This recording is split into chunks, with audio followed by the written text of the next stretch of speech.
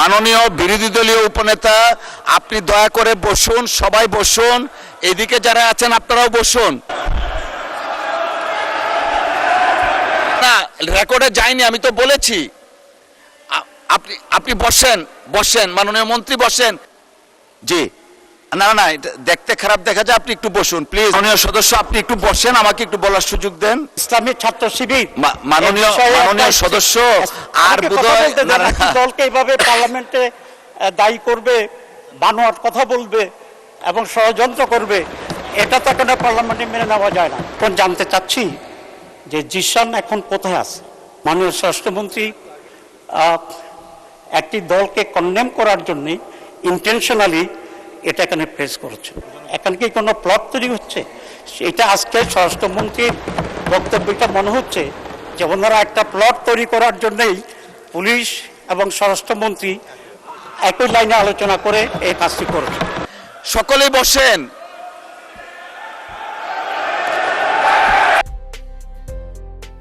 Premium wardrobe, গুছিয়ে ফেলুন জীবনটাকে।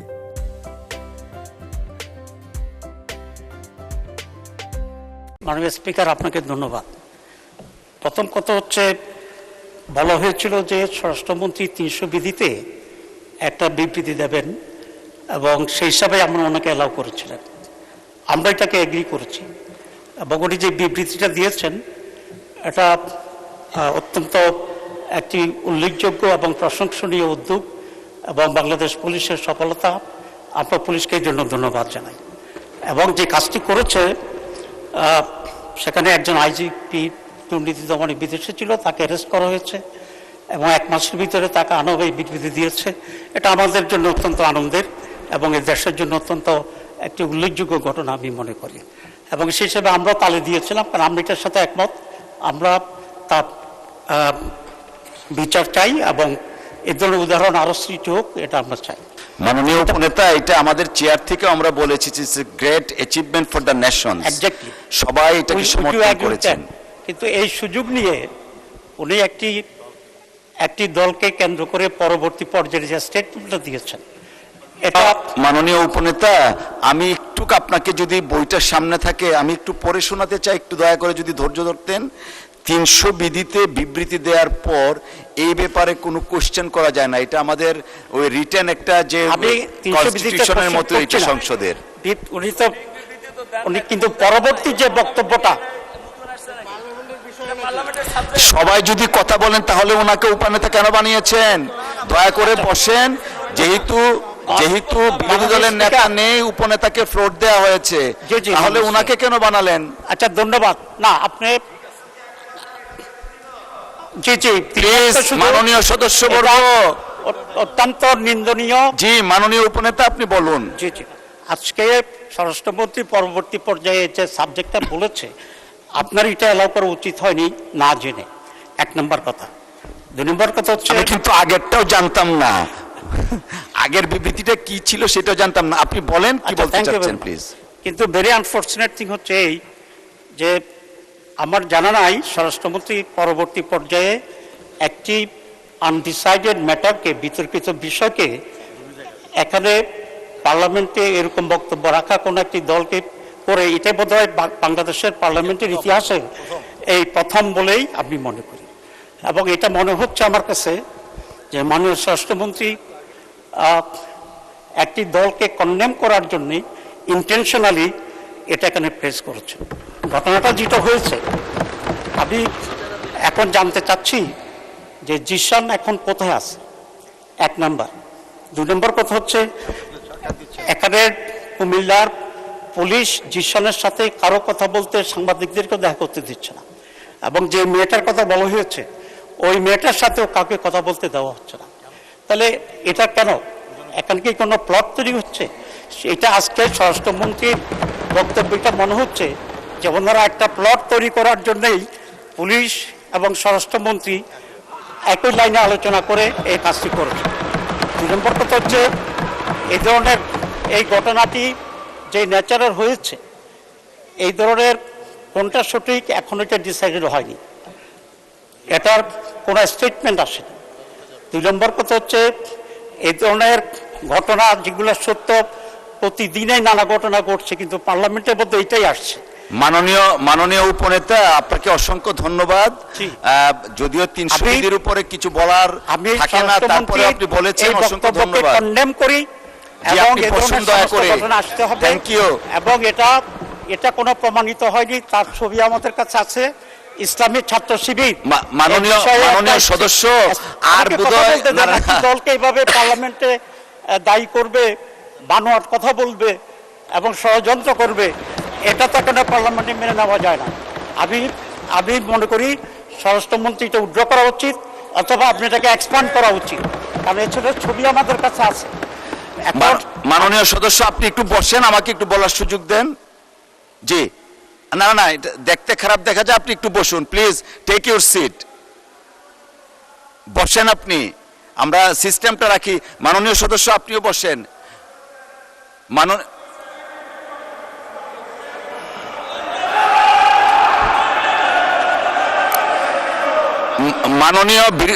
মাননীয় বিরোধী দলীয় উপনেতা, আপনি দয়া করে বসুন, সবাই বসুন, এদিকে যারা আছেন আপনারাও বসুন, আপনারা বসুন বসুন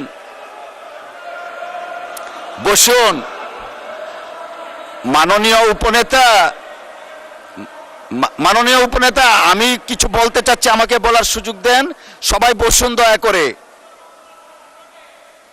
মাননীয় উপনেতা, আপনি বসুন, সবাইকে বসুন please, take your seat everyone. বসেন বসেন। আচ্ছা ঠিক আছে, বসেন বসেন, সবাই বসেন দয়া করে। সদস্য আপনি বসেন। জি, মাননীয় স্বরাষ্ট্রমন্ত্রী আপনিও বসেন, বসেন সকলেই। জি, মাননীয় সদস্য আপনিও দয়া করে বসুন।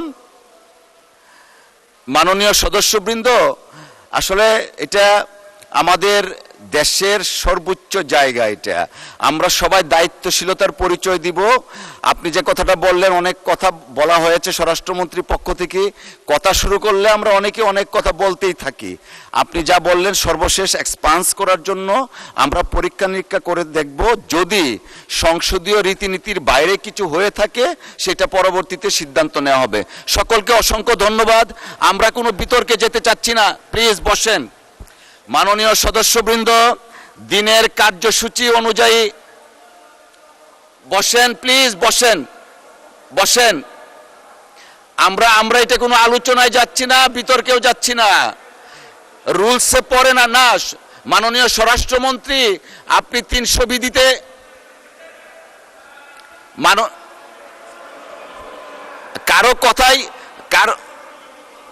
কারো কথাই শোনা যাচ্ছে না, আপনারা বসেন। একটু পরে বসবেন, একটু পরে আপনি বসেন। 300 বিধিতে বক্তব্য দেওয়ার পর এই ব্যাপারে কোনো কোশ্চেন করা যায় না। আমাকে শেষ করতে দেন। যেহেতু বিরোধী দলের নেতা নেই, উপনেতা হিসাবে উনি দাঁড়িয়েছেন, প্রিভিলেজটা আমরা দিয়েছি। উনি যে বক্তব্য রেখেছেন সেটার প্রেক্ষিতে আমি রুলিং দিয়েছি যে যদি মাননীয় স্বরাষ্ট্রমন্ত্রীর কোনো বক্তব্যে অসংসদীয় কিছু থাকে, পরীক্ষা নিরীক্ষার পর সিদ্ধান্ত দেওয়া হবে। সবাই দয়া করে বসেন, আমরা দিনের কার্যসূচিতে যাচ্ছি।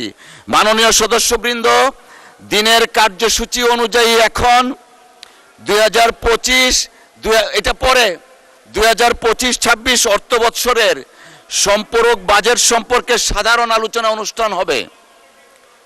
না না, রেকর্ডে যায়নি, আমি তো বলেছি। আপনি বসেন বসেন, মাননীয় মন্ত্রী বসেন, সকলেই বসেন।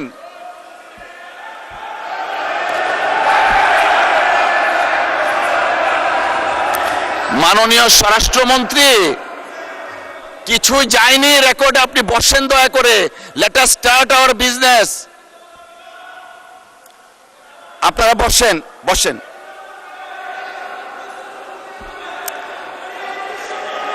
আমি রুলিং দিয়েছি।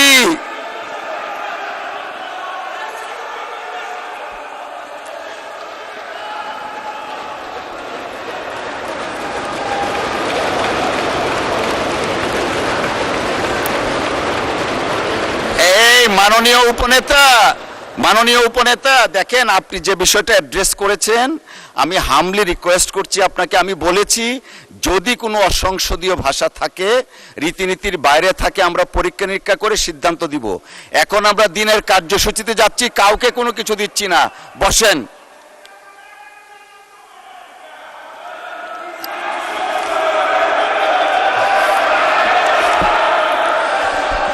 এ পর্যায়ে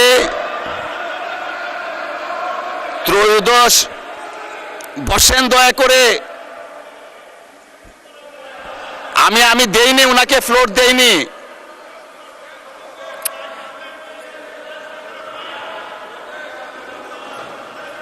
জি,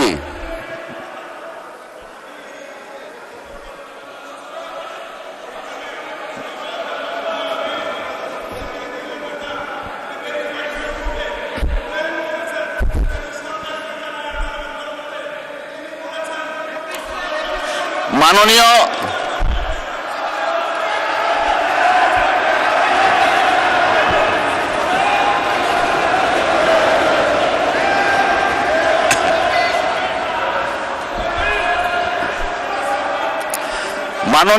মাননীয় সদস্যবৃন্দ, আপনারা বসেন, বসেন। মাননীয় স্বরাষ্ট্রমন্ত্রী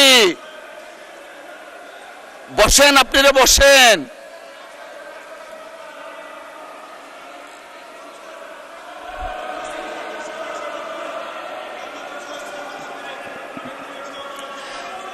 মাননীয় স্বরাষ্ট্রমন্ত্রী, আপনার কোনো কথাই শুনতে পাচ্ছি না, আপনি বসেন।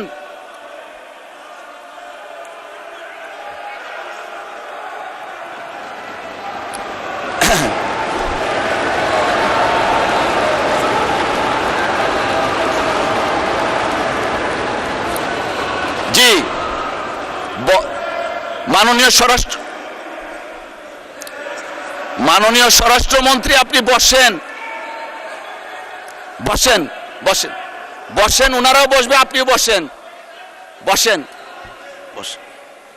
কিছুই রেকর্ডে কিছু নাই, আপনারা বসেন। Let us start our business.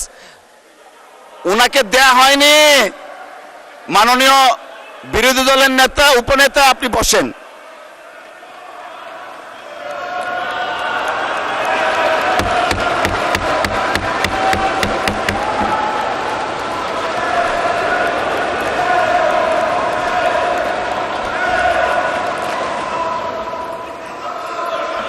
Order, order.